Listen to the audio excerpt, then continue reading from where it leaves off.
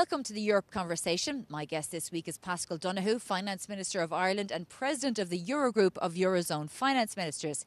He says his country and several others are against the idea of a digital tax on the tech sector in response to Donald Trump's widespread tariffs, despite the fact that this is a very popular move in other countries like France.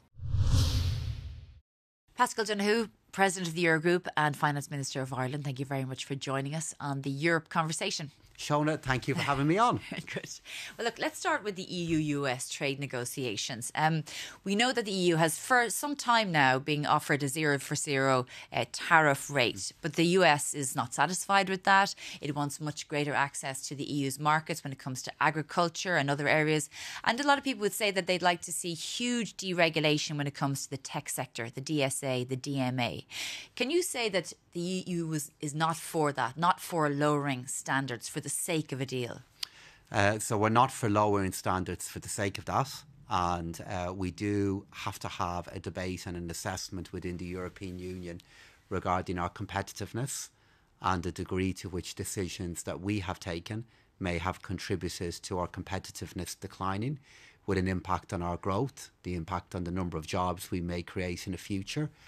So through that prism, it is important that we assess the regulations that we have and whether they are proportionate. But while I am convinced that an agreement between the EU and US is in the best interests of both, I certainly would take great care for a degree of deregulation being part of such an agreement. So when you say competitiveness, then what could it look like without lowering standards, without reducing what's in the DSA and the DMA? What could it potentially look like in theory? So I think there's a few strands for what it could look like. It could look like the efforts that we have in relation to the exchange of goods and the tariff levels for that. And what the EU have outlined as zero for zero is a very ambitious, but I believe important recognition of the value of trade and how it could be driven further. It could also look like commitments that we would have to buy more from each other in particular areas. And it could also look at what we could do in terms of the mutual recognition of the standards that each other have. And while that is easily and better understood with regard to goods, it could play a role with regard to services. This is a relationship, as you know, that's worth billions of euros every single day. And any change at all, no matter how small, that eases with the flow of that exchange of goods and services on a daily basis, on an annual basis, could be worth a big improvement to both of us. We know that when the EU announced a couple of weeks ago its potential tariffs in the event that there's no negotiation led to, that digital services wasn't on that yet, but it potentially is on the table. Do you think that the reason why that's not there is because it's really a controversial part of the negotiations between the two sides? So I believe it is understood as a move that, if it were to be applied, could have larger spillover effects. It could at that point become difficult to look at what would be paths for further de-escalation, and it could make a trade relationship, that which is obviously facing a very big challenge at the moment, face an even bigger one. Ireland and I have long-standing concerns regarding the role and use of digital services taxes, and my sense is that in the debate that is now taking place at the moment, it is understood as an option, but it's also understood as an option that could have very significant consequences. Indeed, but countries like Germany and France, particularly France, would push for something like that. And I think it's inevitable in a negotiation like this that is taking place, that different members of the European Union will have different views. That is, after all, I believe, our strength. And what we will do is listen to each other and find a balanced outcome regarding options that we may need to take now and other options that we might need to consider in the future. But I think it is fair to say that there are a group of countries within the European Union that would have significant concerns regarding the use of DSTs and the spillover effects that it could have on the trade negotiations and the health of the economic flows between the EU and US. We know that the EU is also saying that regardless of what is the outcome of the next negotiations, it needs to seek stronger association with other markets, whether it's Canada and so on. But do you see there might be a renewal of the EU-China relationship as part of this? We have acknowledged that China can be a partner in many areas, but we've also acknowledged that in other areas they do pose challenges for the European Union. And I think that continues to be the right balance. It is absolutely inevitable as we look at the unfortunate trade tension that is taking place between the US and the European Union. The European Union will look at other ways in which it can generate and deepen trade. We'll do that twofold. Firstly, through our own single market and our trade with each other. And secondly, looking elsewhere in the world and looking at deeper trading relationships that we can have there. I think it's important, however, to be realistic, to say that new trading agreements with other parts of the world, at least in the short term, aren't comparable to what we might be able to get out of the single market. On the broader issue around trade with the EU and other countries trying to dash to not quite make up, but in some ways get stronger trade links across the world, do you think that there's a fear that the issues around global warming, human rights and other elements that used to be part of the priorities of a trade deal, that they will just be eliminated, in the demand for making up for what we're losing out at the moment? So that risk is definitely there. And it is part of how the EU needs to be agile in responding back to a world that has changed so much. But we do have to stand by particular values and ways of engaging with the world that are important to us. I think it is likely in trade negotiations that will happen elsewhere that the reference that those particular issues would have got will, I fear, go down. But in what we need to do here in the EU, I certainly want to still ensure they have a high value. And I believe we can do that, and I believe we should do that. So just moving on to defence, which obviously is the most important issue almost at the moment.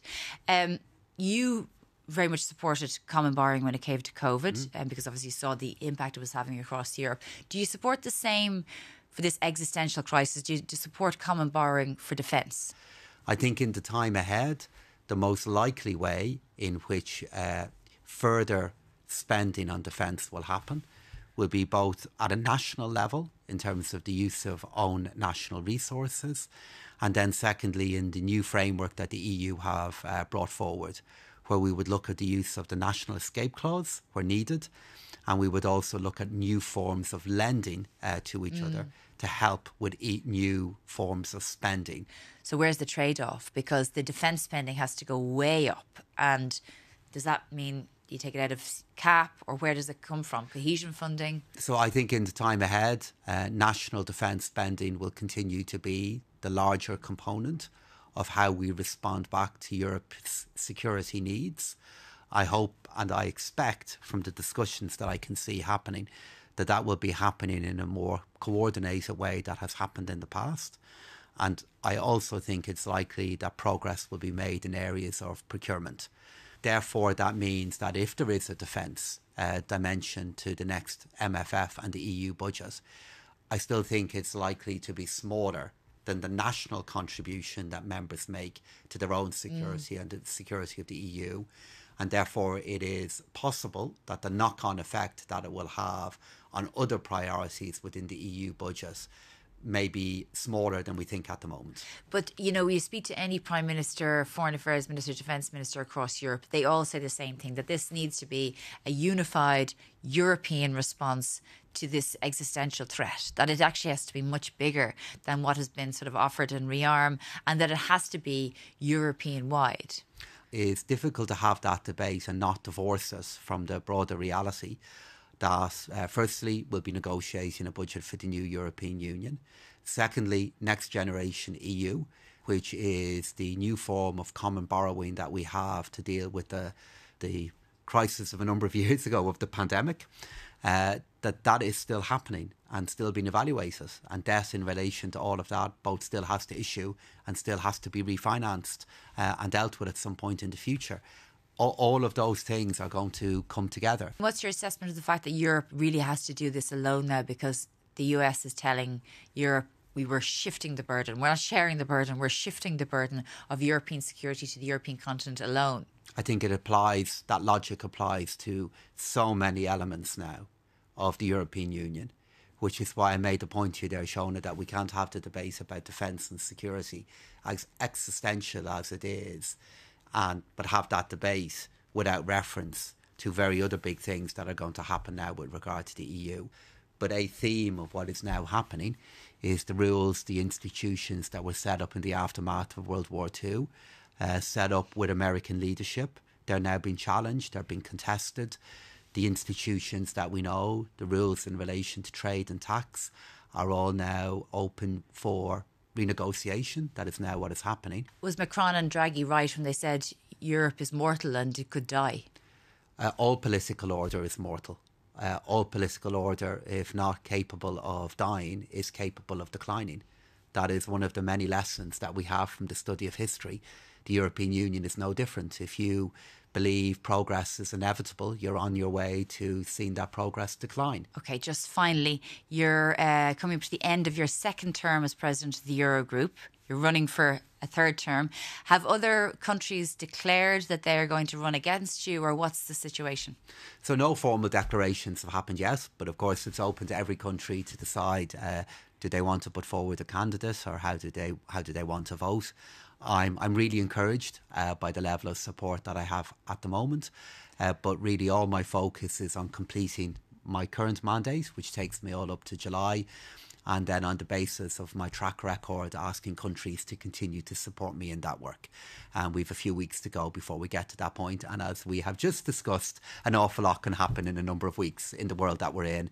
But I am encouraged by the support I've currently received. OK, well, Paschal Donohoe, Finance Minister for Ireland and President of the Eurogroup, thank you very much for joining us on the Europe Conversation. Thank you, Shona.